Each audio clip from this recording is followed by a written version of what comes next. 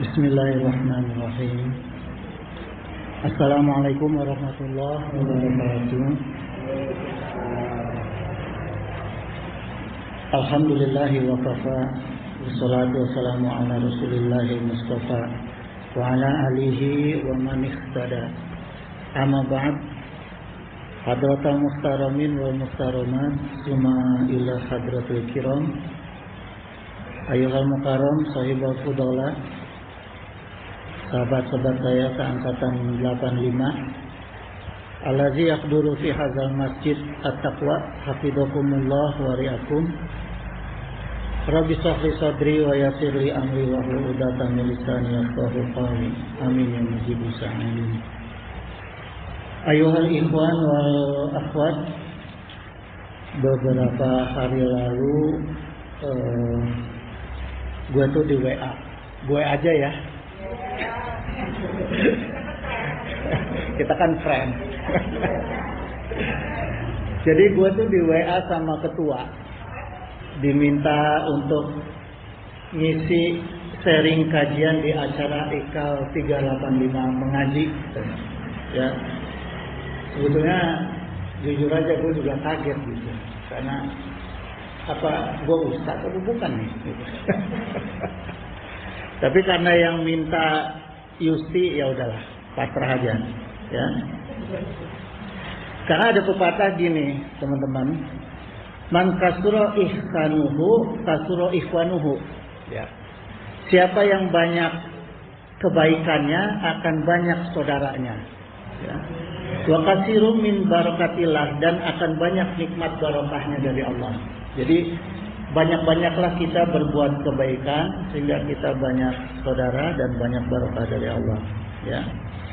Nah, insya Allah pada hari ini kita akan membahas tentang akidah rezeki yang barokah. Karena kita semua sebagai makhluk Allah pasti membutuhkan rezeki ya. Nggak ada yang nggak minta rezeki, semuanya minta rezeki. Kemudian gini, sahabat sekalian, rezeki dari Allah itu secara akidah ya dibagi menjadi beberapa kaidah. Pertama, saya akan kupas kaidah akidah rezeki pertama, yaitu Allah membagi rezeki kita ini menjadi dua ya. Ada yang sifatnya arizqul khosok ya, sifatnya rezeki yang khusus ya. Rezeki ini Allah berikan khusus untuk orang-orang yang Allah cintai, dan khusus Allah berikan kepada orang-orang yang taat kepada Allah. Jadi khusus untuk membantu orang-orang yang taat kepada Allah ya. Di antaranya ada rezeki dari sholawat, kita mendawamkan sholawat, ada rezeki dari kita sedekah ya, kemudian juga mendawamkan asmaul husna gitu. Nah, yang kedua, arizqul amma. Arizqul amma ini yang sifatnya rizki yang umum ya. Semua diberi rizki sama Allah. Yang namanya makhluk tidak ada yang tidak diberi rizki, semua. Baik itu tumbuhan, hewan ya. Kemudian juga ada yang kafir, yang fasik, yang munafik, yang muslim, yang beriman, semua diberi rezeki oleh Allah. Ini yang sifatnya rezeki aman gitu ya. Faktanya rizqul amma, pertama, setiap makhluk yang melata aja Allah beri rezeki ya. Wa qala Allah Ta'ala, wa ma min dabbatin fil ardi ila Allahi rizquha gitu. Tidaklah makhluk yang melata itu oleh Allah diberi rezeki. Jadi makhluk yang melata aja Allah beri rezeki itu. Jadi sahabat bisa lihat di Quran surat Hud ayat 6 ya. Yang kedua, ini dalam kitab Al-Bidayah wa An-Nihayah ya. Ini dikisahkan gini oleh Ibnu Katsir ini. Ada seorang bapak ya, ada seorang bapak yang mengadu kepada ulama tabi'in, Syekh Ibrahim bin Adam. Dia menyampaikan kepada Syekh Ibrahim bin Adam mohon dibantu doa atau diberikan doa khusus untuk rezeki tambahan karena anaknya banyak. Jadi keluhannya karena anaknya banyak, ya. Kemudian dijawab oleh Syekh Ibrahim bin Adam, ib'ats ilayya minhum. Bawa ke sini anak-anak kamu itu. Ya. Bawa ke sini anak-anak kamu itu, man laisa rizquhu 'ala Allah. Siapa yang tidak diberi rezeki oleh Allah. Kemudian si bapak itu fasakat. Bapak itu akhirnya diam. Ya, uskut dia, diam dia. Kenapa dia diam? Karena kalau dia renungin, tidak ada di antara anaknya yang tidak diberi rezeki oleh Allah. Semuanya diberi rezeki. Cuma kita yang tidak pernah mensyukuri nikmat rezeki dari Allah. Apa saja rezeki kita? Pertama, pendidikan. Pendidikan udah dikasih rezeki oleh Allah untuk sekolah, kebanyakan bolos sekolah. Kita pernah ngerasain nggak dulu? Oh enggak ya? Ya? Kita diberi rezeki oleh Allah untuk makan, malah kebanyakan sekarang anak-anak itu untuk makan disuapin ibunya aja diuber-uber. Ya nggak? Diberi rezeki punya rumah, tempat tinggal, kebanyakan jarang pulang. Nah ini beberapa hal yang ternyata kita kurang mensyukuri nikmat Allah. Ya, itu pertama. Yang kemudian bingkai akidah kedua ini. Allah Jalla wa Ala, ya, beliau juga, Allah juga tidak hanya kepada kita sebagai makhluk dunia, kepada makhluk langit juga Allah beri rezeki. Pertama begini, suatu ketika Rasulullah SAW mengisahkan pada satu saat nanti ketika Dajjal itu turun ke alam dunia, Allah tahan rezeki yang ada di alam dunia. Hujan ditahan, tumbuhan ditahan, sehingga dunia ini tidak ada lagi rezeki, baik itu sifat air maupun makanan. Kemudian ketika mendengar kisah ini, Asma, istrinya Rasulullah, Asma bin Abi Bakar, beliau bertanya kepada Rasulullah, "Maza ukila mu'mina fi zalikal waqti?" Ya. Asma bertanya, apa yang akan dimakan oleh orang-orang mukmin nanti? Kemudian dijawab oleh Nabi SAW, "Yadzihim ma yadzi akhlak sama." Jadi orang-orang mukmin nanti ketika dunia ini tidak ada makanan, tidak ada minuman, Allah akan berikan rezeki yang sama dengan makhluk langit. Ya, makhluk langit itu bisa malaikat dan juga ada makhluk-makhluk kecilnya. Gitu. Apa yang Allah berikan kepada makhluk langit rezekinya yaitu tasbih wa taqdis. Tasbih itu subhanallah, kalau taqdis itu subhana malikil qudus subuhun kudusun rabbuna wa rabbu malaikati warruh. Jadi para malaikat, sahabat sekalian, makan dan minumnya cukup dengan tasbih dan taqdis, ya. Nah, ini kita bisa ambil hikmah. Artinya begini. Kalau kita dalam keadaan puasa, banyak-banyaklah bertasbih, kemudian bertakdis, maka insya Allah puasa kita akan menjadi lebih ringan. Ya. Kita coba bandingkan kalau kita sedang berpuasa, baik itu Ramadan maupun sunnah, kemudian kita lebih berpikir kepada arah-arah dunia, pasti laparnya, hausnya kerasa tuh. Tapi kalau kita berpikir ke arah-arah akhirat ditambah dengan tasbih wa taqdis, insya Allah nggak akan terasa. Itu sahabat sekalian, ya. Kemudian gini, hikmah yang bisa kita ambil dari rezekinya makhluk langit yang diberikan oleh Allah, kalau kita ingin selalu qanaah, artinya kita ingin selalu merasa cukup dengan rezeki yang diberikan oleh Allah, maka kita tidak akan pernah merasa kelaparan, kita akan lepas dari kelaparan, kita akan lepas dari ujian kehausan dan ujian kelaparan ketika kita banyak bertasbih dengan takdis wa tasbih, ya. Itu sahabat sekalian. Kemudian gini sahabat sekalian, bingkai akidah yang ketiga terkait dengan rizki. Ini karena pernah ada yang bertanya kepada saya, boleh nggak kita menggantungkan rizki kita kepada manusia? Ya, karena kan suka banyak tuh ya kita yang menggantungkan rizki kepada manusia tuh.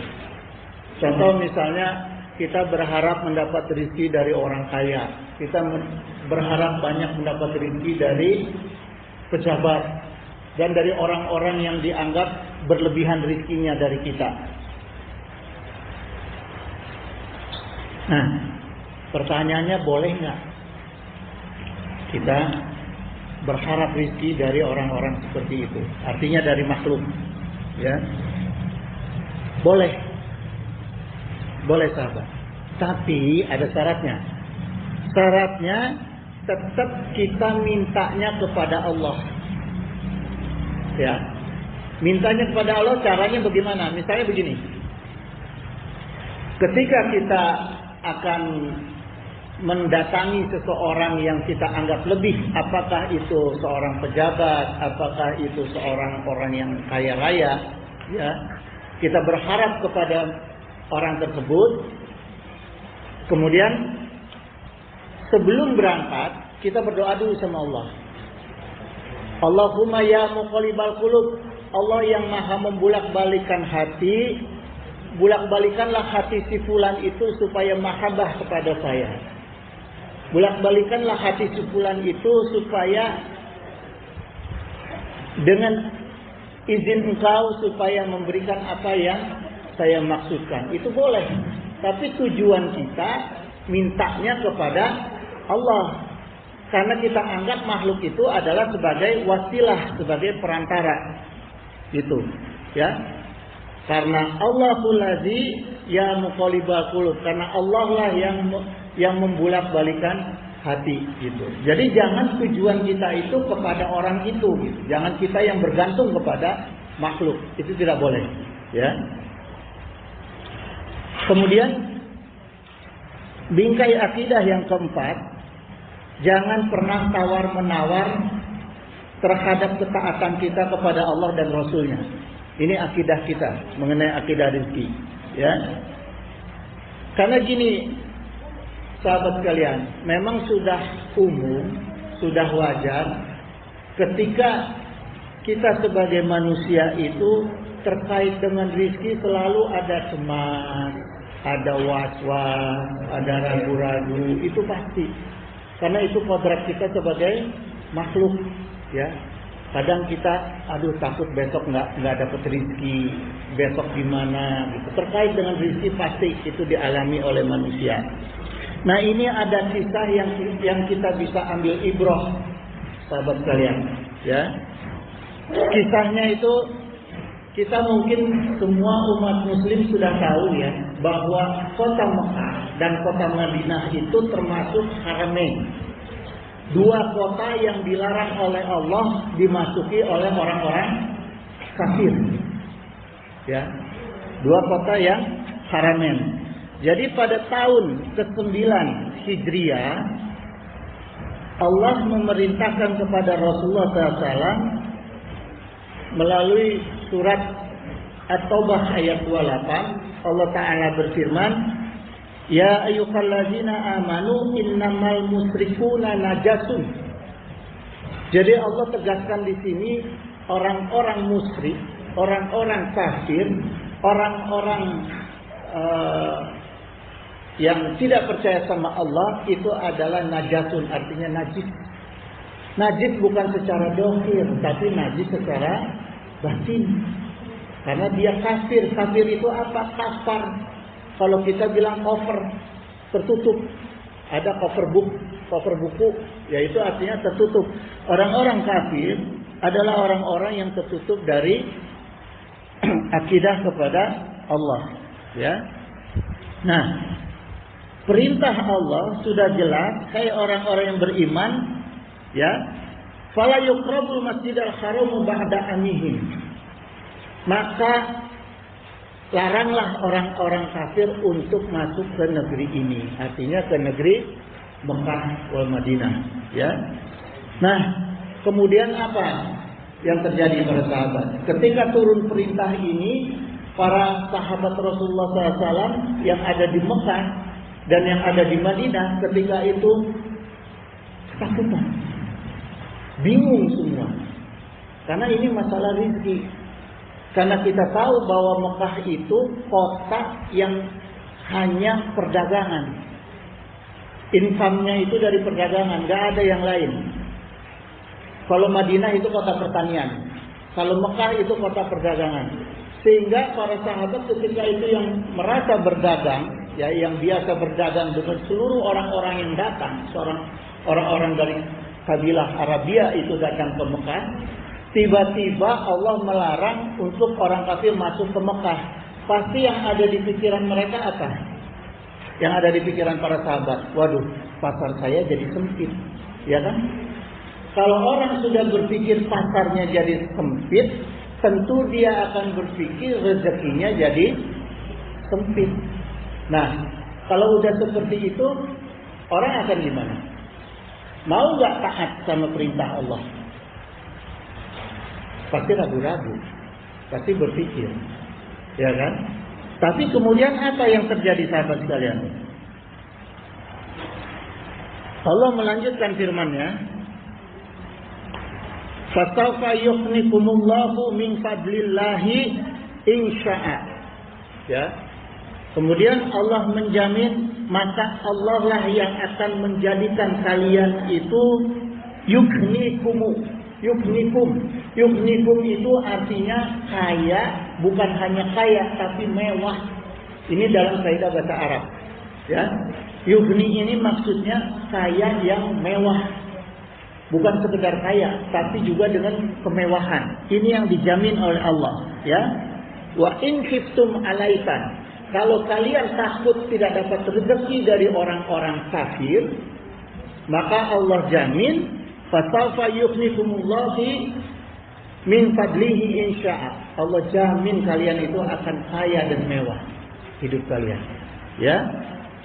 Innallaha alimun hakim, karena Allah lah sungguh yang maha mengetahui dan maha bijaksana. Sekarang kita buktikan jemaah. Ya. Para sahabat, sekarang kita buktikan. Mewah mana Indonesia dengan Mekah? Mewah mana sekarang Indonesia dengan Saudi Arabia? Secara kehidupan kita ini Indonesia ada laut, ada emas, ada berbagai macam sumber daya alam. Masyarakatnya kayak mana dengan orang Arab, Saudi Arabia? Coba, ya kan? Karena ini janji Allah. Sementara kita Indonesia tidak ada janji Allah. Nah, bagaimana kalau kita mau merasakan hidup seperti di kota Mekah, penuhi janji Allah. Ya.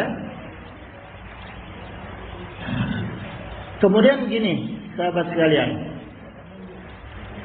Jadi pelajaran dari hadis tadi, dimanapun kita, apapun posisi kita, apakah kita sebagai pengusaha, sebagai tokoh, sebagai ulama, sebagai pejabat, ya, taati semua perintah Allah dan iradah Allah, termasuk juga hadis-hadis sunnah-sunnah Rasulullah SAW, dan mentaatinya tanpa tawar-menawar. Karena ini yang dicontohkan oleh para sahabat ketiga itu. Ketika mendapatkan perintah dari Allah untuk menjauhkan orang kafir dari negeri Mekah dan negeri Madinah tanpa tawar-menawar, dilaksanakan semua perintah Allah. Kalau kita masih suka ada nawarnya nggak perintah Allah, coba kita tafakuri diri kita. Ada nggak kita menawar perintah Allah? Sholat saja kita nawar, ya nggak bro? Iya. Gua aja masih nawar bro.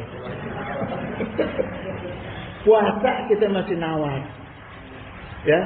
Semua perintah Allah kita masih tawar. Kok kita mau minta bonhar? Kok kita mau minta kaya, mau minta mewah? Malu dong sama sahabat, ya kan? Itu aja dulu yang kita harus tafakuri kepada Allah, ya.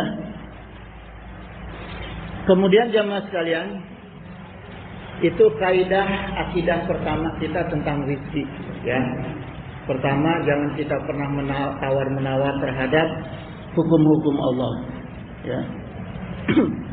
Kemudian, sahabat sekalian, sekarang kita masuk ke bab akidah rizki di dalam Asmaul Husna.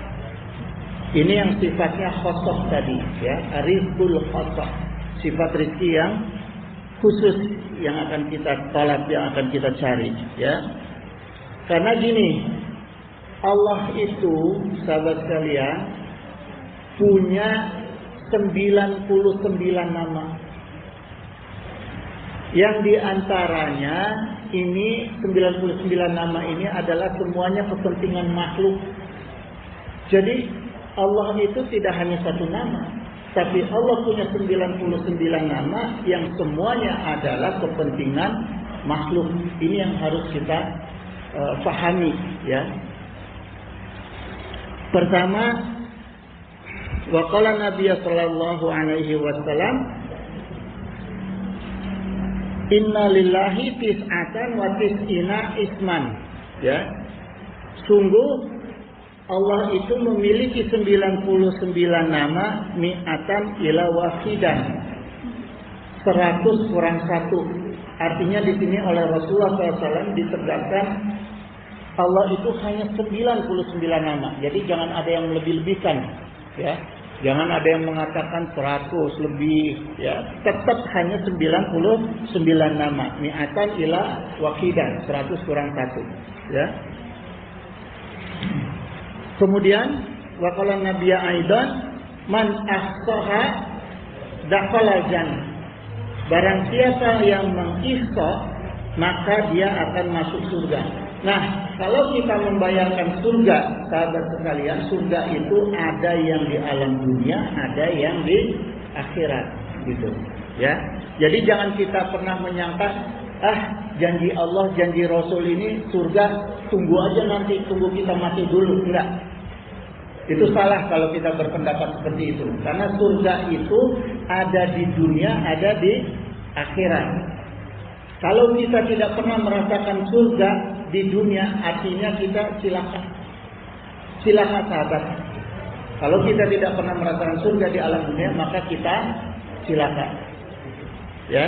Jadi kita harus imani bahwa surga itu ada di alam dunia dan ada di akhirat. Hanya yang di alam dunia, yang di alam akhirat itu adalah surga yang tidak bisa kita bayangkan, tidak pernah kita dengar sebelumnya atau tidak pernah kita rasakan sebelumnya, gitu. Tapi kenikmatan surga tetap bisa kita rasakan di alam dunia, walaupun hanya seberapa persen kecilnya, gitu, dari surga yang sesungguhnya, ya. Kemudian sahabat sekalian, man ahsaha dakhala jannah, ini ikhsa ini banyak yang salah memahami kalimat ikhsa, ya. Jadi gini, ikhsa itu bukan menghafal, bukan hafidhah, bukan menghafal. Jadi kebanyakan saya pernah perhatikan, ya, kalau di TPA itu anak-anak diajarkan menghafal Asmaul Husna sampai dinyanyikan, diiringi dengan lagu-lagu dari pakai musik, ya, menghafalkan Asmaul Husna diiringi dengan lagu-lagu yang pakai musik, katanya supaya cepat hafal. Cuma sekarang saya mau tanya nih, ibadah agama apa yang diiringi pakai musik dan dinyanyikan? Nah, kok kita ikut-ikutan? Ya enggak? Kok kita ikut-ikutan? Yang salah siapa? Yang salah yang memahami makna kalimat hadis ahsaha.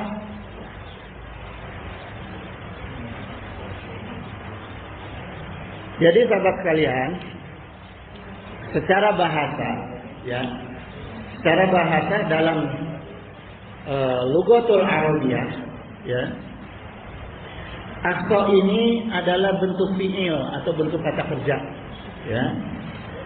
Perbuatannya disebut ihsa. Jadi kalau kita paham nahwu itu wazannya af'ala yuf'ilu if'alan gitu, atau akhsa yuksi ikhsa'an. Masdarnya ikhsa. Ya. Nah, sekarang apa artinya ikhsa? Ya. Ikhsa wa asma illahi manahu. Ikhsa itu artinya ya memaknai nama-nama yang ada dalam Asmaul Husna. Artinya kita memahami maknanya ikhsa itu, ya. Yang pertama al-ihatatu bihal lafdhan wa ma'nan. Jadi yang pertama makna ikhsa itu menguasai nama-namanya baik lafaznya maupun maknanya, ya. Jadi menghafal itu bukan ikhsa. Yang penting kita itu paham dengan nama Allah tadi, dengan Asmaul Husna, ya. Jadi misalnya gini jemaah, kalau ada perintah Rasulullah SAW, fad'uhu biha, maka berdoalah dengan nama-nama Allah, ya. Itu kita harus paham dengan Asmaul Husna yang akan kita pilih di antara 99 nama Allah. Misalnya kita berdoa kepada Allah, minta rezeki dari Allah.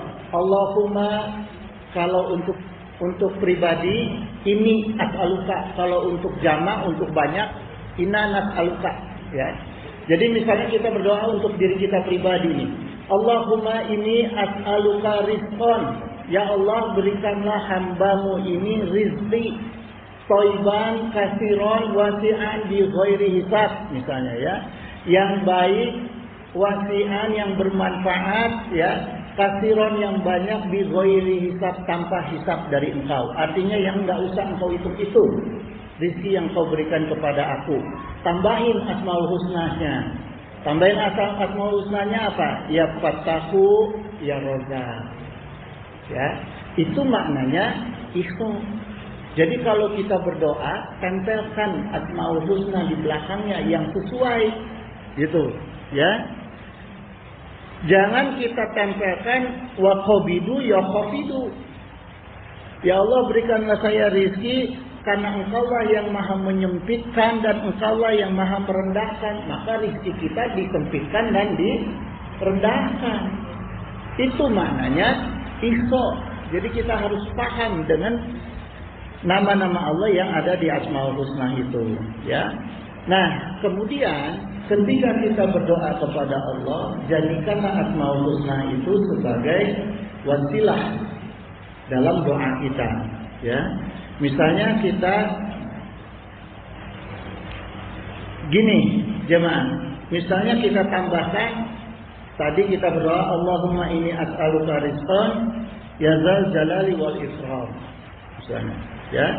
Atau Allahumma inni as'aluka rizqan ya hayyu ya qayyum, ya.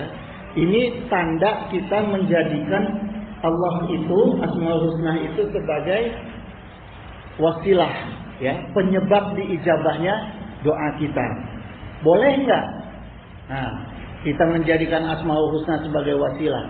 Boleh dan harus, karena ini perintah Allah. Wa qala Allahu ta'ala innallaha huwa razzaqu dzul quwwatin matin. Ini perintah Allah dalam Al-Qur'an, ya. Sungguh Allah lah yang maha pemberi rezeki dan memiliki kekuasaan dan kekekalan, gitu. Jadi itu bagian dari makna ikhsa. Jadi biasakan jemaah kalau kita berdoa, campurlah atau sisipkanlah Asmaul Husna di dalam doa kita. Tapi yang sesuai, ya, jangan yang enggak sesuai. Nanti kita diijabahnya kebalikannya, gitu, ya. Kemudian jemaah sekalian, Allah Ta'ala berfirman, Qulillahu awidur rahman. Katakanlah wahai Muhammad, serulah Allah dengan menyeru Ar-Rahman, ya. Di antaranya ini perintah Allah bahwa kita juga perlu menyisipkan Asmaul Husna, ya. Ayyamu sab'ul kalabul Asmaul Husna, atau dengan Asmaul Husna mana saja yang kamu dapat berdoa. Jadi Allah perintahkan pada kita, sisipkanlah Asmaul Husna yang ada di dalam 99 nama Allah itu yang kita butuhkan, ya. Kemudian ketika Rasulullah SAW sedang menjelaskan surat Al-A'raf ayat 180, ya. Ada seorang sahabat bertanya kepada Rasulullah, "Ya Rasul, bolehkah kami mempelajari Asmaul Husna?" Ini sahabat bertanya, ya. Kemudian Rasulullah SAW menjawab, "Bala, boleh." Ya. Yang bagi liman sami'aha, bukan hanya boleh, bahkan dianjurkan bagi setiap orang untuk mendengarkan Asmaul Husna.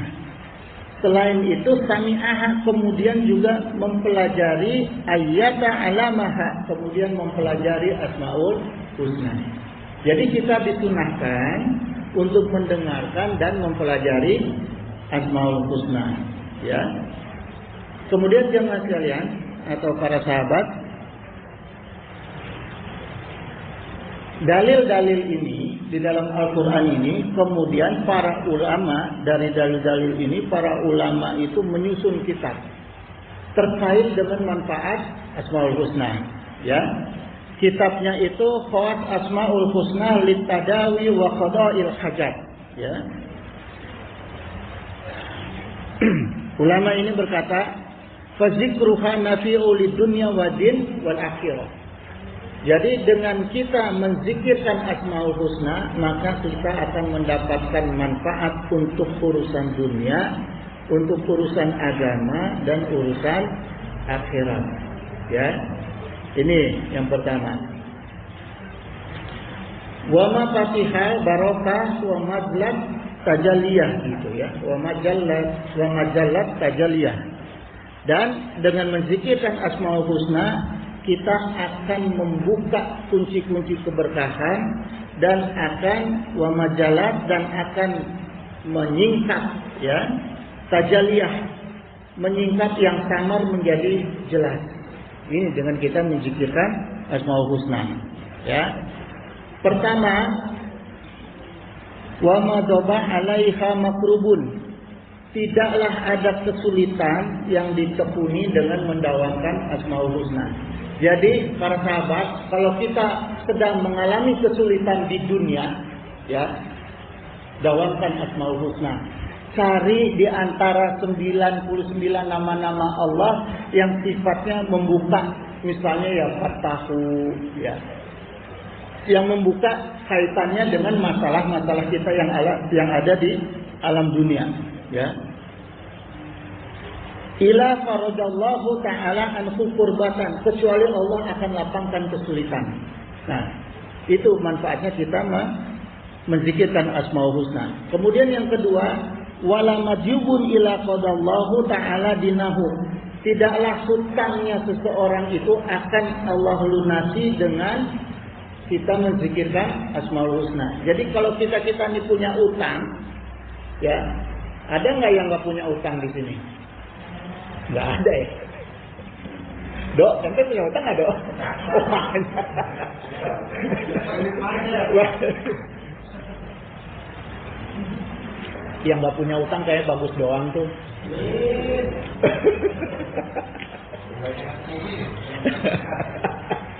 Jadi kalau kita punya banyak utang, dawamkan Asmaul Husna. Cari di antara 99 nama yang kaitannya dengan pembuka masalah utang, ya. Kemudian yang ketiga, wala maglubun ila nasarallahu ta'ala. Tidaklah kekalahan melainkan Allah pasti menolong. Jadi ada orang-orang yang punya maksud kemudian tidak tercapai, apa ya? Karena menganggap diri kita kalah, dawamkan Asmaul Husna, ya. Kemudian wala maglubun ila radallahu ta'ala madlamatahu, gitu, ya. Tidaklah orang-orang yang dizalimi kecuali Allah akan mengembalikan kezalimannya. Jadi kalau kita sedang dizalimi oleh seseorang, nggak usah kita balas, bacain aja Asmaul Husna. Cari di 99 nama Asmaul Husna itu yang kaitannya dengan kesusahan kita ketika dizalimi orang lain. Maka Allah akan balas itu. Allah akan kembalikan kezalimannya ke orang itu, ya. Itu jemaah. Madlamatahu, Allah kembalikan kezalimannya ke orang itu. Ya. Kemudian yang kelima, waladolun ila hadahu, tidaklah orang yang sesat melainkan Allah berikan hadahu, hidayah. Allah berikan hudan, petunjuk. Ya. Yang keenam, wala maridun ila safallahu ta'ala. Marid itu sakit. Orang-orang yang sakit itu tidaklah orang-orang yang sakit itu kecuali Allah sembuhkan penyakitnya. Jadi kalau kita sedang mengalami sakit, cari Asmaul Husna yang berkaitan dengan kesembuhan. Ya, kemudian kita zikirkan. Yang ketujuh, wala madlibul qalbi ila nawarallahu ta'ala biha qalbahu gitu. Tidaklah orang-orang yang hatinya gelap melainkan Allah terangi dengan Asmaul Husna. Ya. Jadi kalau kita punya keluarga, punya anak yang nggak nurut, anak kita nih susah kita ajarin, ya, bacain Asmaul Husna. Taruh di makanan atau taruh di minuman, kita kasih ke anak kita atau kita tiupkan kepalanya dengan Asmaul Husna yang kaitannya dengan kesolehan. Ya. Gitu. Nah, itu jamaah beberapa kaidah penting daripada Asmaul Husna. Jadi apapun kebutuhan kita di alam dunia ini dan di akhirat, sebetulnya Allah sediakan pemenuhannya, Allah sediakan jalan keluarnya di dalam Asmaul Husna. Ya, tinggal kita mencari aja manfaat daripada Asmaul Husna, ya. Nah, kemudian gini, sahabat sekalian, karena permintaan ketua, sekarang saya masuk ke fadilah Asmaul Husna yang berkaitan dengan rezeki kita. Mau nggak? Kalau rezeki mau, gue juga mau. Lain mau nggak lain? Mau. Ya. Asmaul Husnanya Ar-Razzaqu. Sekarang kita kupas akidahnya dulu, ya. Ar-Razzaqu ini bagian dari Asmaul Husna yang terkait dengan rezeki kita, rezeki makhluk, ya. Wa qala Allahu ta'ala warzuqna wa anta khairur raziqin. Nah, ini kaidah akidahnya Asmaul Husna Ar-Razzaqu. Ya Allah, berilah kami rezeki dan Engkaulah pemberi rezeki yang paling utama. Ini akidahnya, ya. Jadi kita diperintahkan oleh Allah untuk meminta rezeki kepada Allah, jangan kepada yang lain, ya. Yang kedua, pengembangan dari sisi bahasa kaidah nahwunya, Ar-Razzaqu itu adalah Ar-Razziqu, ya, dikasroh Ar-Razziqu. Ar-Razziqu ini maknanya sungguh Allah lah adalah sebaik-baiknya pemberi rizki, gitu, ya. Jadi kalau dalam bahasa Arab, sahabat sekalian, satu kata itu kita bisa kembangkan menjadi beberapa kata. Makanya kalau kata dalam bahasa Arab itu miliaran. Fa'ala yaqulu fa'lan wa huwa fa'ilun. Nah, ini apa nih? Apa enggak? Gitu, ya. Jadi wa innallaha lahuwa khairur raziqin, gitu, ya.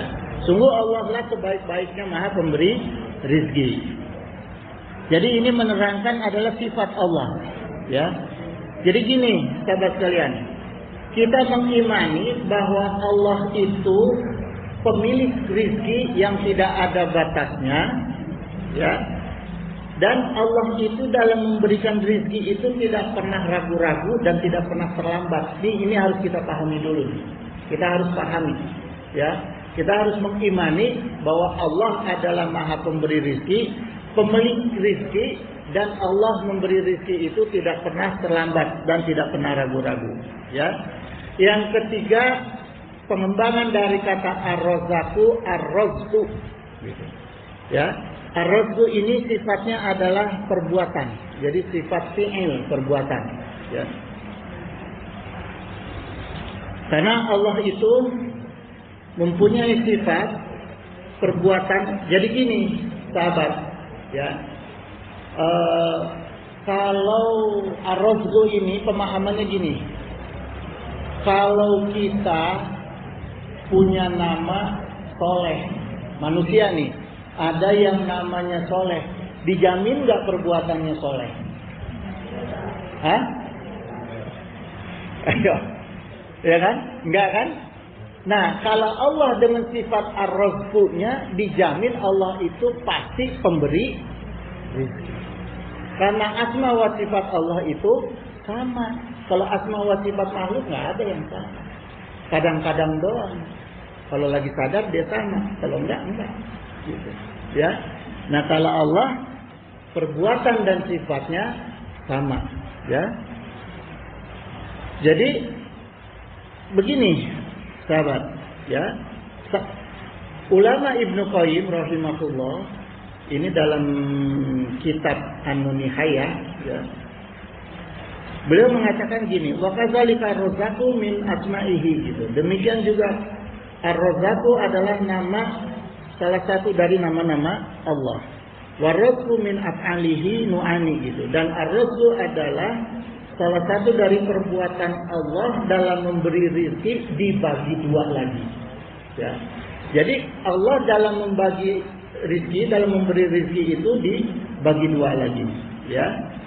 Metodenya Allah bagi dua lagi, gitu ya.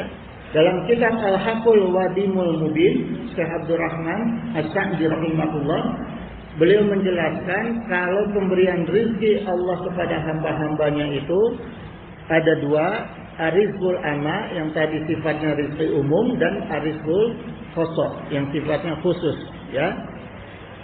Rizqan alayya bi abdi wa rasulihi. Pertama, rizki yang sifatnya khusus tadi dibagi dua lagi, ya. Jadi cara Allah membagi rizki yang sifatnya khusus ini dibagi dua lagi, ya. Pahami ya, sahabat ya. Pertama, rizqan alayya bi abdi wa rasulihi. Pertama, rizki yang dianugerahkan melalui perantara hambanya dan perantara Rasulullah Sallallahu Alaihi Wasallam. Ya, pelan-pelan kita pahami pelan-pelan. Ya, rizki yang diberikan melalui perantara Rasulullah SAW adalah rizki ketika kita banyak membaca sholawat. Jadi ketika kita berdoa untuk kepentingan rizki kita, dibarengilah dengan membaca sholawat, ya. Karena ini masuk dalam rizki yang khusus, gitu. Rizki apa yang Allah berikan dari membaca sholawat? Ada tiga, sahabat. Pertama, rizqan qulubi, rizki hati. Artinya hati kita akan dirizkikan oleh Allah dengan kita membaca sholawat, ya. Jadi hati kita itu menjadi qalbun salim, hati yang salim, hati yang selamat, ya. Hati yang selamat yang seperti apa? Yang mengenal Allah. Kalau hati kita udah selamat, qanaah enggak kita? Qanaah. Kalau hati kita udah selamat, kita enggak akan pernah merasa kekurangan. Kita akan selalu merasa cukup walaupun enggak lebih. Kita butuh untuk ibadah dicukupkan, tapi jangan minta yang aneh-aneh. Ya.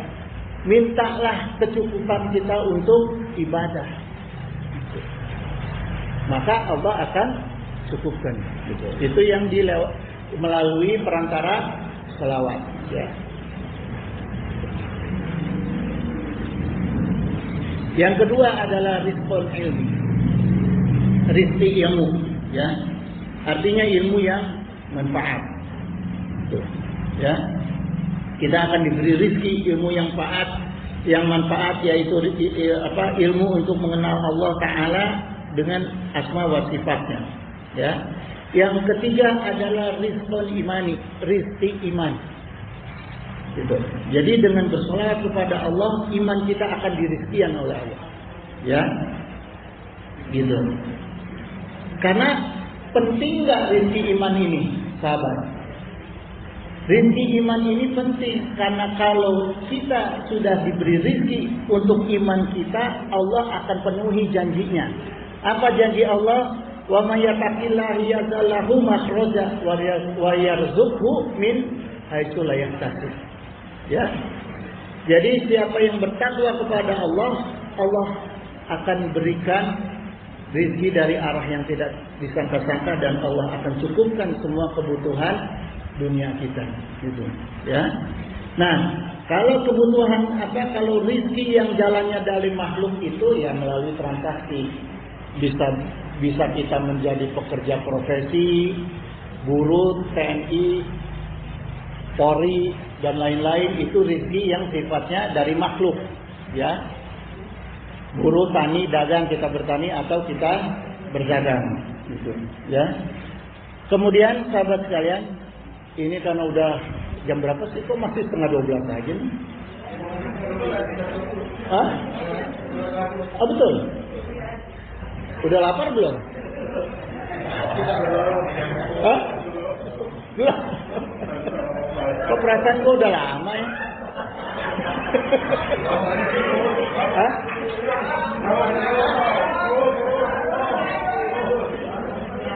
Lo pada serius sih?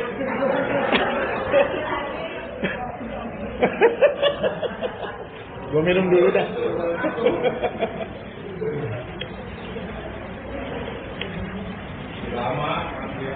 Kalau bab rizki aja pada serius.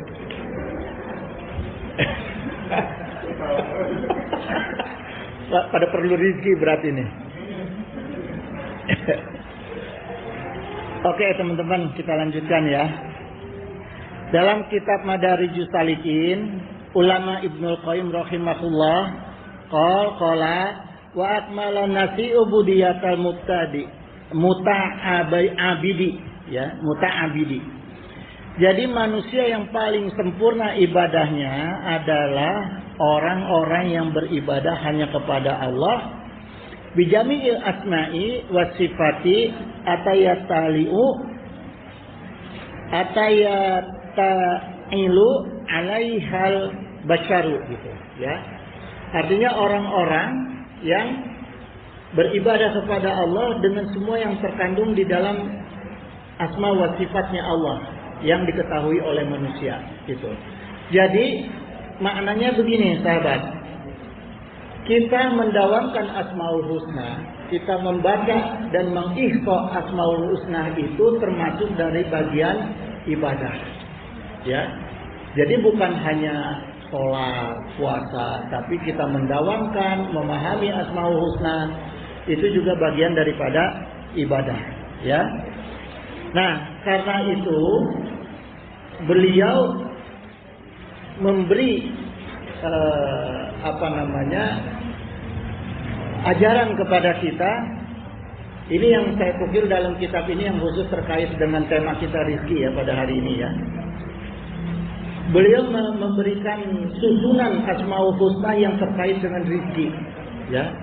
Ya Rahmanu, Ya Fatahu, Ya Razzaqu, Dzul Quwwatil Matin Urzuqni. Nah, kalau yang mau nulis tulis itu. Ya. Ya Rahmanu, Ya Fatahu, Ya Razzaqu, Dzul Quwwatil Matin Urzuqni. Nah, ini yang diajarkan oleh beliau untuk kita menzikirkan Asmaul Husna yang terkait dengan rizki, ya. Jadi fadilah dari Asmaul Husna Ar-Razzaqu itu pada hakikatnya adalah akidah dan ibadah kita yang ada di dalam Asmaul Husna Ar-Razzaqu, ya. Karena gini sahabat sekalian, Allah Ta'ala berfirman, ya. Ini harus kita hati-hati nih, ya, harus kita pahami nih ya. Allah Ta'ala berfirman, wallahu yarzuqu man yasha'u bighairi hisab. Ini kita pahami benar-benar nih ya. Mayyasa'nya nih, kalimat mayyasa'nya. Jadi Allah itu akan yarzuqu, akan memberikan rizki, ya, mayyasa' hanya kepada orang-orang yang Allah inginkan. Ya, bi ghairi hisab, tanpa batas. Nah, jadi kalau orang yang diberikan rizki yang sifatnya umum, ya itu sesuai aja. Tapi kita nggak usah takut jemaah, ya sahabat, karena kita pasti diberi rizki oleh Allah, cuma kita sebatas seperti makhluk melata. Itu. Jadi untuk kebutuhan sandang pangan papan kita, ilmu pasti Allah kasih. Cuma sebatas seperti sesuai kebutuhan aja. Seperti binatang melata. Jadi nggak akan kelaparan. Cuma makannya sehari cuma sekali, kadang 2 kali. Kadang makan nasi apa itu hanya sekedar kebutuhan. Kalau orang-orang yang Allah tidak kehendaki. Tapi kalau yang Allah kehendaki, ini Allah kasih rizkinya itu bi ghairi hisab, tanpa batas. Ya. Nah, sekarang pertanyaannya bagaimana supaya Allah kehendaki kita diberi rizki yang tanpa batas itu? Ya. Kita harus pahami gini, sahabat sekalian. Syekh Abdurrahman bin Nasir As-Sa'di rahimahullah, beliau menjelaskan gini. Wala makanatul razzaqu dunyawiyatu wal akhiru gitu. Rizki duniawi maupun rizki akhirat itu la tahsulu ila bitakdirullahu gitu. Rizki kaitannya rizki yang dunia maupun rizki akhirat itu ya ila kecuali bitakdirullahu gitu. Tidak akan didapat kecuali atas takdir Allah. Ya. Jadi rizki itu atas takdir Allah. Walan tanala ila bimasyi atillahi gitu, dan tidak didapat kecuali dengan kehendak Allah. Itu sahabat, ini penting ya. Penting bagi kita pahami bahwa rizki dunia maupun rizki akhirat itu jalannya hanya dari takdir Allah, yang kedua hanya dari kehendak Allah. Maka cara kita satu-satunya adalah mendekat kepada Allah. Ya. Gitu. Kemudian dari memahami Asmaul Husna Ar-Razzaqu, ya, kita itu juga harus mau banyak mengamalkan Asmaul Husna, ya. Wa qala Nabi sallallahu alaihi wasallam, gini sahabat, saya lengkap aja dulu ya, saya percepat nih. Saya lengkap, saya ke penutup aja nih, karena kayaknya udah pada lapar. Bener kan? Bener tuh. Mak bilang bener, mak bilang bener.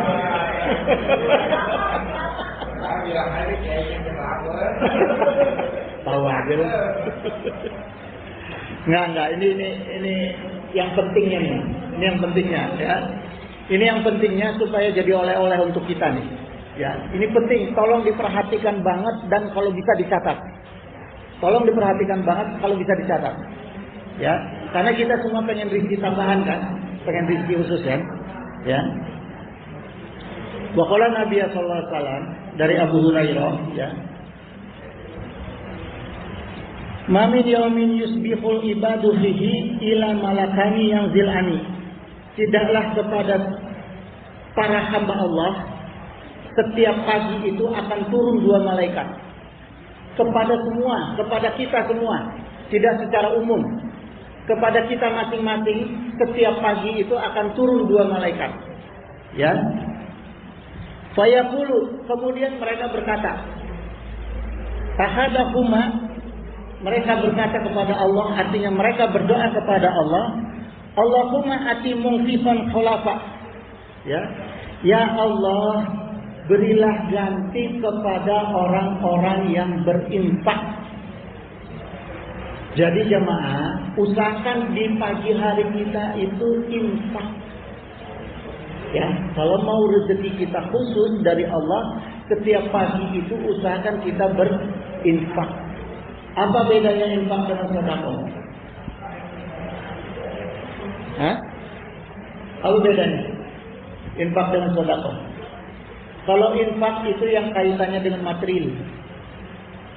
bisa uang, bisa makanan, itu infak. Kalau sedekah senyum aja kita jadi sedekah. Ya. Jadi setiap pagi waktunya itu dari mulai subuh sampai batas duha, usahakan kita berinfak. Haruskah kita keluar rumah? Enggak. Bisa kita berinfak kepada anak istri, ya, atau kepada anak kita. Kalau emak juga bisa infak kepada suami, ya, gitu. Jadi penting tuh pagi kita berinfak. Bahayanya kalau nggak infak apa? Bahayanya malaikat yang satu akan berdoa kepada Allah. Allahumma ati mumsikan talafan. Ya Allah, berilah keterpurukan bagi yang tidak berinfak. Maka jangan pernah suudon kalau sama Allah kalau kita rezekinya selalu sempit karena kita nggak pernah infak pagi hari. Didoain sama malaikat supaya kita terpuruk. Jadi biasakan berinfak. Itu pertama, ya. Terus yang kedua, sahabat sekalian,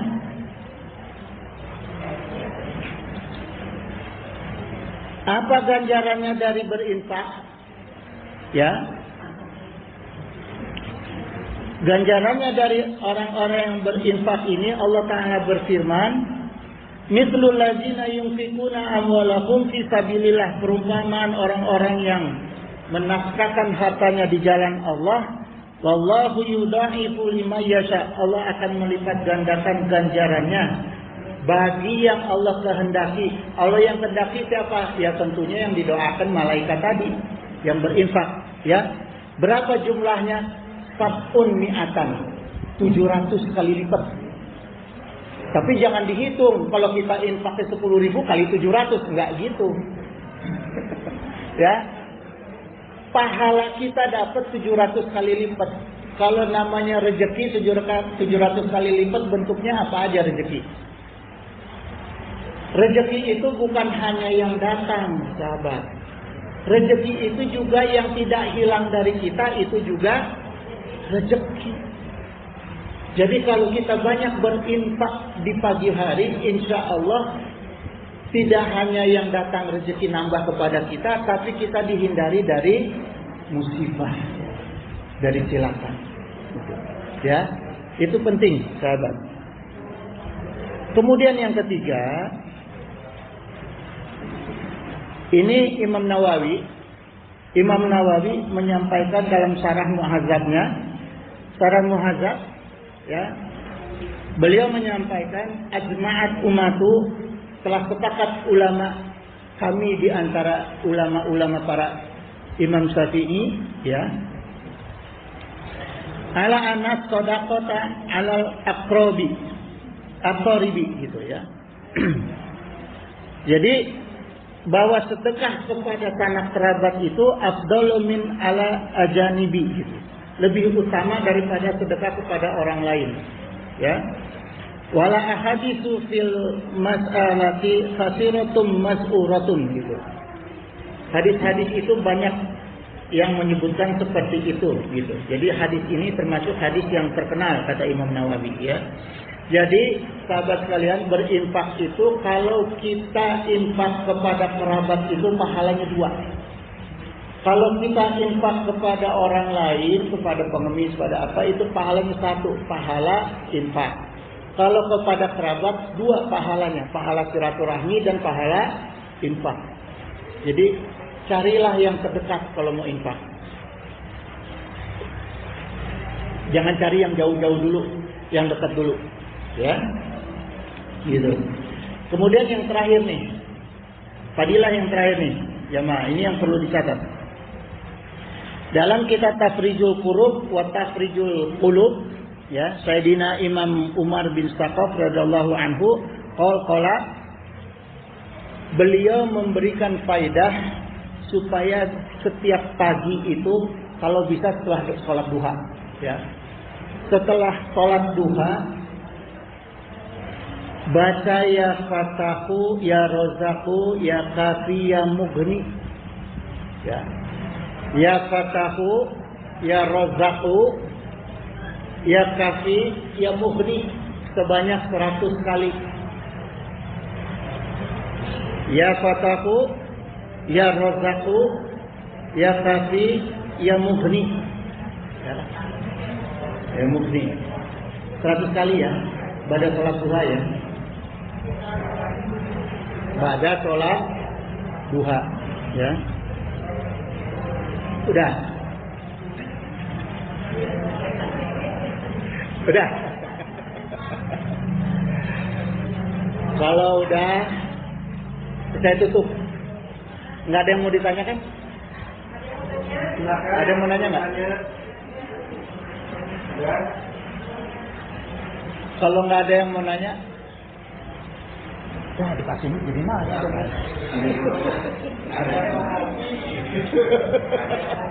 Oh, ada.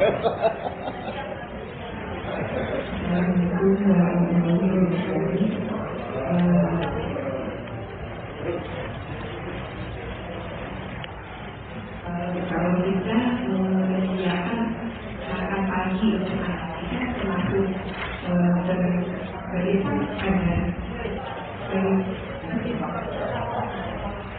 Yes.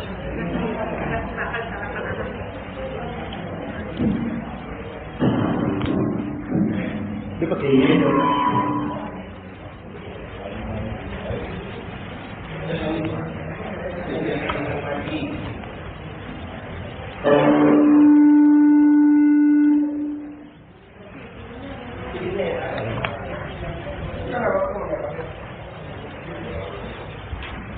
Makasih Om Bagus. Seorang ibu memberikan makan pagi kepada anak. Aduh, saya bingung jawabnya. Ustaz gimana Ustaz? Dia ada Ustaz ya? Ustaz Zaidan gimana Ustaz? Hah? Termasuk infak. Kalau kata Ustaz Zaidan termasuk infak.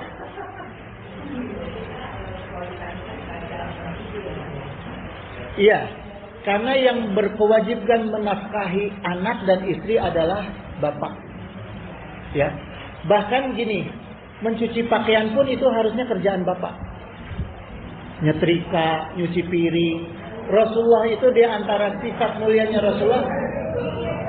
Iya, di antara sifat Rasulullah kemuliaannya itu adalah mencuci piring sendiri setelah makan. Gitu. Jadi itu juga bagian daripada infak asal ibu ikhlas. Ya, jangan sambil ngeberutu Bu. Gitu. Insya Allah infak, insya Allah. Ada lagi nggak?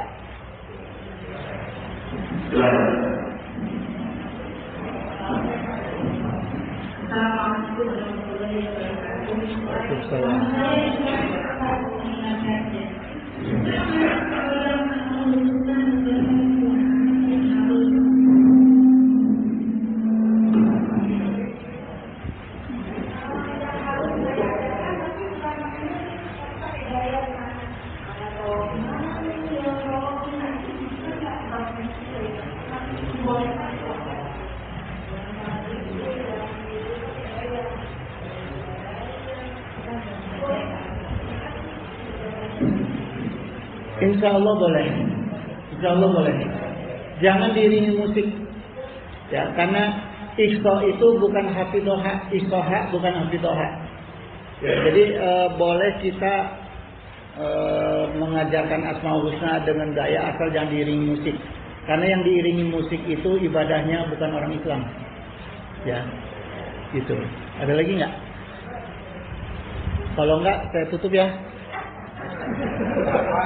Hah?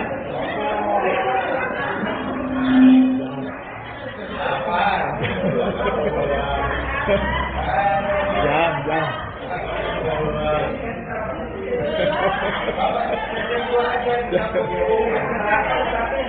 Enggak. Boleh. Ya sunnah. Ini Enggak. Ini kebetulan ada Ustadz juga nih. Sisa waktu kan masih ada kan? Kalau bisa Ustadz Zaidan nih. Ustadz Zaidan sini dulu dong, bentar dong. Sini dulu dong, sini dulu. Sini dulu. Sini dulu.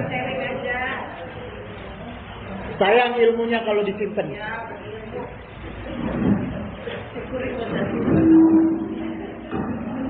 Sedikit tak hafal.